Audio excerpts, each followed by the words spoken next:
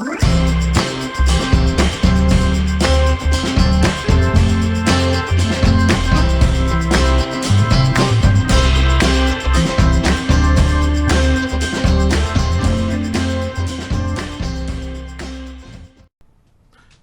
and welcome to the Gamer's Closet. I'm your host, Douglas Weed, and today we're going to be talking about Captain Crunch's Island Adventure.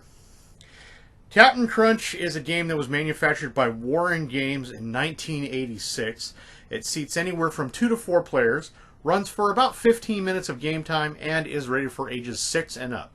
But let's dig into it a little further, shall we?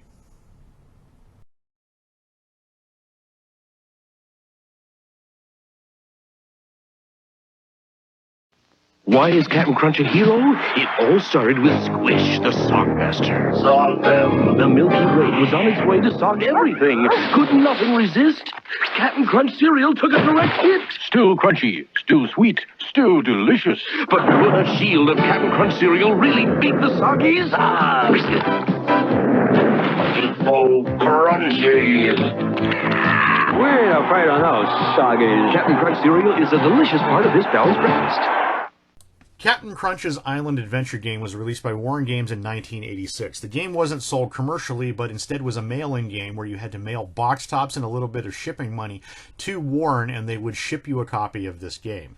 The game didn't do very well, and the collectible figurines were later put as prizes in the Captain Crunch cereal. The game does come with multiple pieces. It comes with 44 playing cards, dice, a board, and 4 collectible pieces.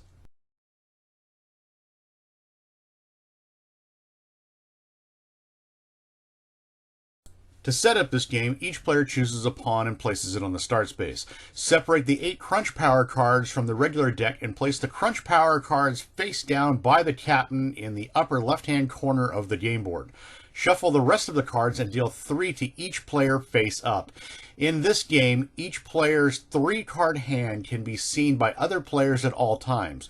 Place the remainder of the regular deck from which you just dealt by the game board so it can be used as a draw pile. Each player rolls the die, highest roller goes first, and play then proceeds to the left. There are a couple of components to this game I do need to go over. The first of this is the regular card deck.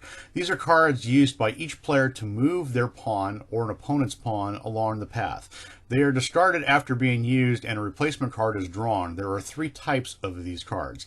The first of these are Squish the Sog Master cards, pictured here on the top. These allow you to move another player's pawn to an unoccupied space. The second of these are Escape cards, pictured here on the bottom. They are used to battle a Sog attack on a blue Snyder space or a green Sylvester space. The third and final type of card in the regular deck are the Captain Crunch cards. These tell you how many spaces to move your pawn. You may move your pawn in any direction, but you may not pass over or land on the same space twice in one turn. The exception to this is sometimes the space your pawn lands on will say to go somewhere else on the board. You may pass over a space twice when following the instructions. The next component are the Crunch Power cards. These cards give special powers to players and are kept in addition to the regular 3-card hand in front of each player. Once they are used, they are discarded next to the Crunch Power deck on the board. There are 8 Crunch Power cards. You get a Crunch Power card when you land on one of the 10 Crunch Power spaces. You may have more than one of these cards and they are not considered part of your 3-card hand. Crunch Power cards can be used to increase your die roll during a Sog attack, increase the number of spaces you can move with the Captain Crunch card, and allow a player a card from an opponent's hand. If you play a card from an opponent's hand, you draw a replacement card for them to refill their hand. Once you have used a Crunch Power card, it must be discarded next to the Crunch Power deck. The final component is the Sog attack die. This die is used in 2 different ways. Since you're using the Captain Crunch cards to move, you don't use this die for movement, but it is used to battle Sog attacks when you land on a blue, green, or violet space. It can also be used to move another player's pawn in any direction when your pawn lands on the same space with another player's pawn. On your turn, you may play a card from your hand by placing it face up next to the draw pile. Follow the instructions and then draw a replacement card from the draw pile.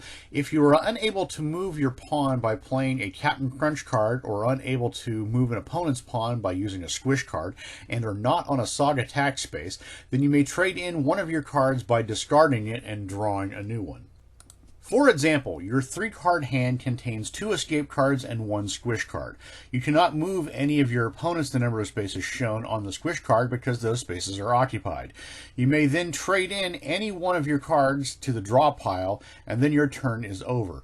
You may not trade in a card to avoid a Sog attack. If you land on an opponent's pawn, you roll the die and move their pawn the number of spaces shown on the die. You cannot move an opponent's pawn to a space occupied by another pawn. If you landed on an opponent's pawn that was on a Sog attack space, then after you move their pawn away, you are on a Sog attack space. Be careful. When you land on a blue, green, or violet Sog attack space by exact count, your turn is over. The exception to this is you must stop when you land on or pass over the final blue and green spaces or the only violet space, even if your Captain Crunch card says to move more spaces. On your next turn, after you have landed on a Sog attack space, you may do one of the following. You can play a squish card to move an opponent instead of doing battle. By doing this, maybe you'll draw an escape card as a replacement. You can play a Sylvester or Snyder escape card to defeat the Sog attack. You can use a Crunch power card in order to play a squish or escape card from an opponent's hand. Or you can roll a 4 or better in order to defeat the Soggy on the Sog attack space. You must roll a 4 or better to escape Sylvester, 5 or better to escape Snyder, and 6 to beat the Sog Master. Don't forget, you may use a Crunch power card to add to your roll if you decide to battle a Sog attack. After the Sog attack has been defeated, you may take a regular turn. There are a couple important spaces on the board. Pictured here on the bottom right are the Sog attack stop signs. Once your pawn has reached the first Sog attack stop sign space, a green Sylvester space, you cannot be moved back by either the squish cards or by the die. More than one pawn may be on any one of these final 6 spaces. To win, you must land on the violet Sog Master space and on a following turn defeat him. You will need a roll of a 6 or have help from a Crunch power card.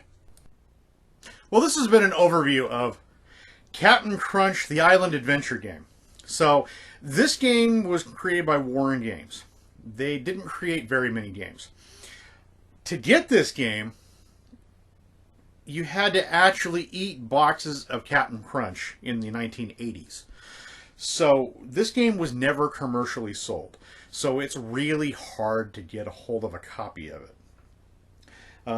You had to mail in box tops off the Captain Crunch cereal and a little bit of cash for shipping, and they would actually mail you this game.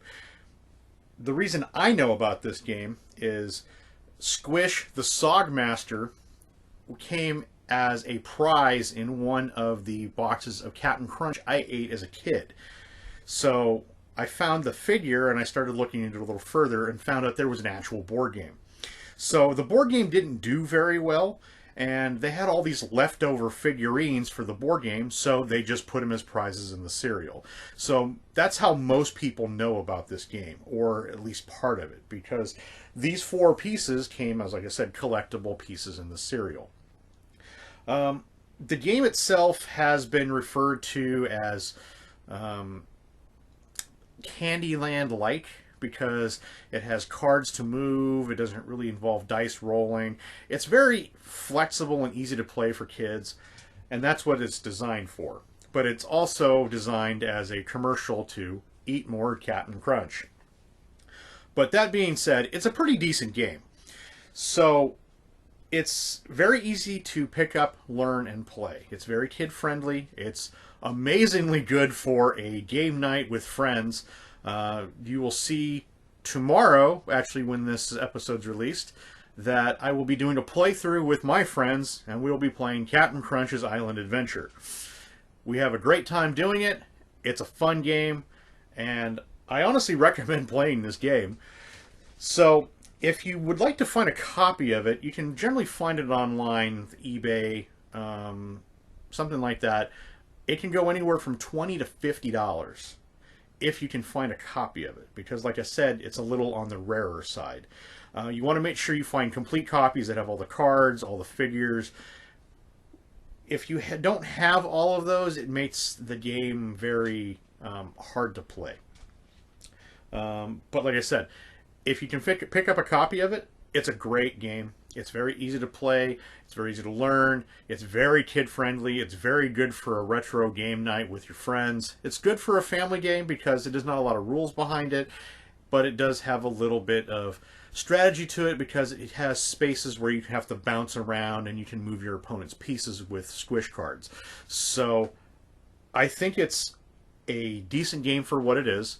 It's not overly complex, but it does have a small amount of strategy to it. So I would call this as an introductory strategy game, especially if you want to teach your kids how to play board gaming and you want to step up from something like Candyland that has a little more rules behind it and it can get a little more cutthroat, but it's on that same play level as a board game. So if you haven't played Captain Crunch's Island Adventure game, first off, you should. And I honestly recommend playing this game. Well, that's it from us here at the Gamer's Closet. We'd like to thank you for checking out our video on Captain Crunch, the Island Adventure game from Warren Games. If there's a game in the future you'd like us to review or go over, please put it in the comments below. Please hit subscribe so that way you can be the first to check out our future content. And as always, please have a great gaming day.